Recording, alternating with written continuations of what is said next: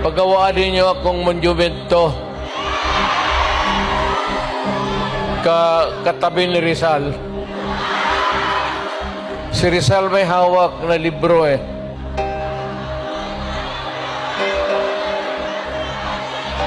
Akin.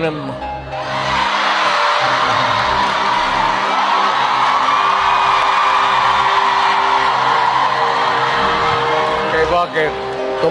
Tumahimik ba ang bayan natin kung Pilipinas hold up dito, hold up. Wala nang ginawa ko yun eh. Tayo mga ayaw ng gulo, napipilitan tayo to confront evil because nandyan sa harap natin. Sino ba naman gustong pumatay? Putang inang yan.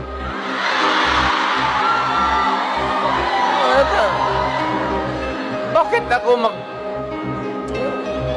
why would I waste my time?